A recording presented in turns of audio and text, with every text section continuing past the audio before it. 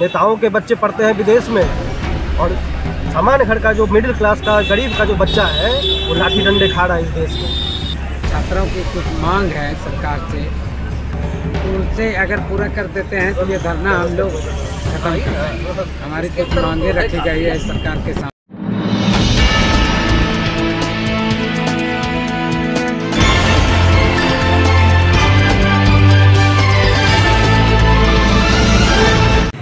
आश्वासन के तौर पे तो हमारे साथी गए थे बात करने जी, तो यही मिला है कि भैया री एग्ज़ाम होगा। अब देखिए अंतिम फैसला क्या आता है।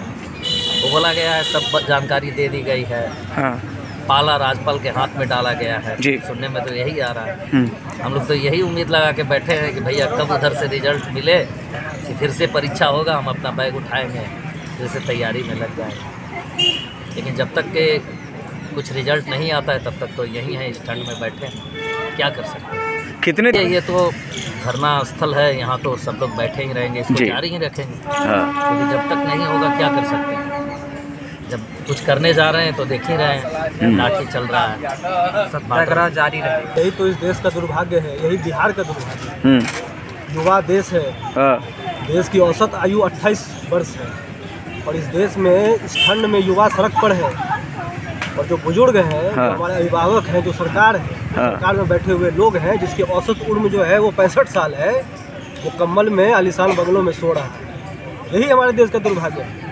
नौजवानों का सुनने वाला कोई नहीं। छात्र अपनी मांग को लेकर सड़क पर जब उतरते हैं तो उन पर डंडे बरसा दिए जाते हैं, और उसमें एक भी नेता का अधिकारी का बच्चा नहीं रहता है। सब सामान्य घर के परिवार के लड़के रहते हैं। नेताओं के बच्चे पढ़ते हैं विदेश में, और सामान्य घर का जो मिडिल क्लास का गरीब का जो बच्चा है वो लाठी डंडे खा रहा है। तो हम लोगों को ये समझना पड़ेगा कि सरकारें बहरी हो चुकी है, और किसी की भी सरकार हो, किसी की भी सरकार हो, युवाओं का कोई नहीं सुनता है, छात्रों का कोई नहीं सुनता है। कोई ऐसी बात तो है नहीं कि पहली बार बीपीएससी के खिलाफ लोग सड़क पर उतरे हैं। कई बार पेपर लीक का मामला आया है सामने, कई बार बीपीएससी में अनियमितता आई है सामने, लेकिन क्या कार्रवाई हो रही है? क्यों नहीं सुधारा जा रहा है सिस्टम को? तो सुधारने की नीयत नहीं है।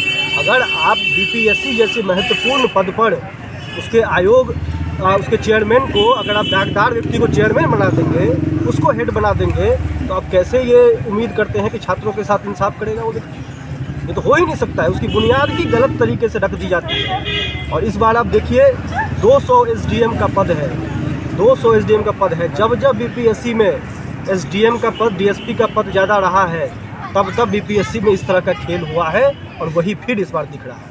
इसी तरह हम लोग सत्याग्रह जारी रखेंगे, अपना मांग बिल्कुल इसी तरह अहिंसापूर्ण हम लोग जारी रखेंगे। बताइए, हो गया जी 14 दिन इस ठंड में सड़क पर हम लोग बैठे हुए हैं। सरकार, मुख्यमंत्री दिल्ली जा रहे हैं, उनको अपनी आँख का इलाज करवाने का समय है उनके पास। यहाँ पर छात्रों का, उनकी दुख का, उनके जख्मों का इलाज करवाने का उनके पास समय नहीं।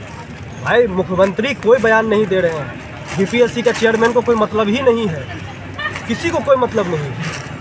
छात्र यहाँ पर डंडे खा रहे हैं, बार बार अपनी मांग को रख रहे हैं। एक ने सुसाइड कर लिया है, उसके मुआवजे की बात उसके परिवार को कौन देखेगा? किसी तरह की कोई चर्चा, कोई किसी को मतलब नहीं है। और छात्र जिस दिन डंडे खाता है उस दिन सारे नेता सबको मतलब हो जाता है, उसके अगले दिन से सब गायब हो जाते हैं। ये इस देश में छात्रों के साथ बार बार होता है, पहली बार नहीं है। लेकिन हम लोगों का कहना है कि भैया हम लोग छात्र हैं, हम लोगों को ना तो राजनीति से मतलब है, हम लोगों को ना तो इससे कोई मतलब है कि मुख्यमंत्री के पद पे कौन बैठा हुआ है। जो बैठा रहता है उसी से मांग रहता है, उसी से आशा उम्मीद रहती है। अभी नीतीश जी हैं तो उन्हीं से आशा है, उन्हीं से उम्मीद है। लेकिन भैया जब आपसे आशा उम्मीद कर रहे हैं, आपसे गुहार कर रहे हैं, आपके आगे हाथ जोड़ रहे हैं, तो एक तो आप कोई आश्वासन नहीं देते, एक तो आप कोई बयान नहीं देते, और ऊपर से आप करते क्या है? ऊपर से आप डंडे चलवा दे रहे हैं। इससे छात्रों को तकलीफ है, पीड़ा है, और ये पीड़ा बहुत ही खतरनाक है। जब जब छात्रों को पीड़ा हुई है, जब जब सरकारों ने छात्रों को चैलेंज किया है, तब तब छात्रों ने सरकार को उखाड़ फेंका है। तो नीतीश जी खुद छात्र आंदोलन से निकले हुए व्यक्ति हैं, उनको इस बात का बढ़िया से अच्छे से आभास है कि छात्र वो ज़्यादा दिनों तक नाराज अगर रखेंगे, अगर छात्रों की मांग को पूरा नहीं करेंगे, तो ये बहुत ही खतरनाक है। लेकिन बच्चे जिस तरह से हम लोग बैठे हुए हैं, हाँ। जब तक ये री एग्जाम हो नहीं जाता है तब तक हम लोग यहाँ से उठेंगे नहीं, तब तक उठेंगे तब नहीं। तक नहीं उठे, चाहे जो हो जाए। और सरकार को और बीपीएससी के चेयरमैन को ये लग रहा होगा कि हम री एग्जाम करा के बच्चा लोगों को जो है मूर्ख बना देंगे, तो चेयरमैन साहब को खुली चुनौती है, एक भी बच्चा बापू परीक्षा परिसर में नहीं जाएगा एग्जाम देने। हम लोग यहाँ वहाँ सेंटर पे जाके सारा छात्र एकदम डटकर मुकाबला करेंगे और उनको चुनौती देने का काम करेंगे पूर्ण रूप से। देखिए कि धरना के बारे में यही कहना चाहेंगे कि छात्रों की कुछ मांग है सरकार से, तो उससे अगर पूरा कर देते हैं तो ये धरना हम लोग ख़त्म कर दें। हमारी कुछ मांगे रखी गई है सरकार के सामने, इसमें पहला है री एग्ज़ाम करा दे, दूसरा हमारे जो साथी को गिरफ्तार किया गया है उनको रिहा किया जाए, तीसरा है ये जो बर्बरता से छात्रों पे लाठी चार्ज करवाया गया है, इनकी जो भी दोषी हैं उन अफसरों पे उचित कार्रवाई किया जाए। और सोनू को हमारे साथी जो हमारे रिश्ते चले गए उनके परिवार को आर्थिक मदद दिया जाए। देखिए, जिस प्रकार से जो डेलीगेशन मिलने गया था मुख्य सचिव से और जिस प्रकार से अलग अलग पॉलिटिशियंस यहाँ पर आ रहे हैं, आश्वासन दे रहे हैं कि होगी बात, और हाँ कुछ 4-5 लोगों का डेलीगेशन जो है गया भी है, मिलकर भी आया है।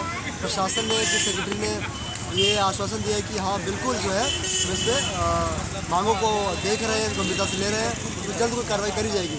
उन्होंने 2 दिन का समय बोला है कि 2 दिन में समय दीजिए, तो हम आपको आगे क्या इसमें आगे होगा फैसला हम बताएंगे। नहीं होगा तो फिर 2 दिन से फिर स्टूडेंट्स इसको फिर से अपना कदम उठाइएगा, फिर से पुश करेंगे। फिर से